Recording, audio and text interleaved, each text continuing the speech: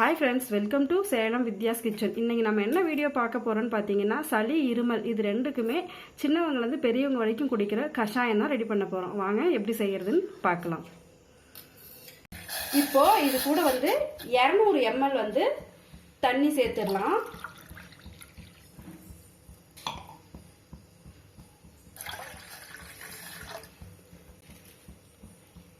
இது கூட இப்போ 4 கற்பூரவள்ளி இலை சேர்த்தாச்சு. இப்போ இது கூட ஒரு பெரிய சைஸ் வெத்தலை உள்ள சேர்த்தாச்சு. அடுத்தது ஒரு கைப்பிடி அளவு துளசி,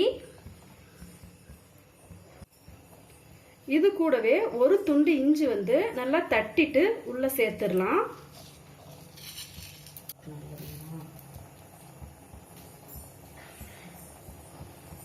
அடுத்து இது கூட ஒரு ஸ்பூன் மிளகு,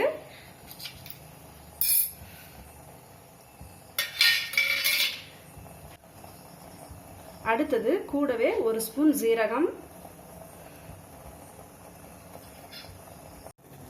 இது எல்லாமே உள்ள சேர்த்துட்டு நல்லா இந்த மாதிரி கலந்து விட்டுருங்க. இது நம்ம 200 ml தண்ணி ஊற்றிருக்கோம்னா 100 ml வர்ற வரைக்கும் நல்லா கொதிக்கணும். அந்த மாதிரி வர வரைக்கும் வெயிட் பண்ணலாம். இந்த மாதிரி கஷாயம் குழந்தைங்கள்லேருந்து பெரியவங்க வரைக்கும் எல்லாருமே குடிக்கலாம். இப்போ இருக்க சூழ்நிலையில் பார்த்தீங்கன்னா சளி இருமல் தொந்தரவுக்காக நம்ம அடிக்கடி ஹாஸ்பிட்டல் போக முடியாது.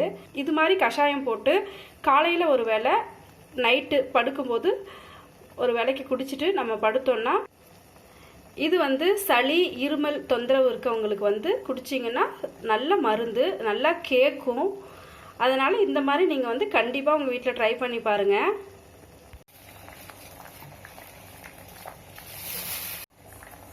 இப்போ பாருங்கள், நம்ம ஊற்றின தண்ணி பாதி அளவு குறைஞ்சிருச்சு. இதில் இப்போ 1/4 டீஸ்பூன் அளவுக்கு மஞ்சள் தூள் சேர்த்துடலாம். சேர்த்துட்டு நல்லா கலந்து விட்டுட்டு அடுப்பு ஆஃப் பண்ணிடலாம். இப்போ இதை நல்லா இந்த மாதிரி ஒரு வடிகட்டி வச்சு வடிகட்டிடலாம். இதை குடிச்சிங்கன்னா சளி இருமல் எல்லாமே இருக்கிற இடம் தெரியாமல் போயிடும். இந்த வீடியோ உங்களுக்கு பிடிச்சிருந்துச்சுன்னா லைக் பண்ணுங்கள், ஷேர் பண்ணுங்கள், கமெண்ட் பண்ணுங்கள். நம்ம சேனலை இப்போ தான் ஃபஸ்ட் டைம் பார்க்குறீங்கன்னா மறக்காமல் சப்ஸ்கிரைப் பண்ணிக்கோங்க. கூடவே பெல் பட்டனையும் கிளிக் பண்ணுங்கள். தேங்க்யூ.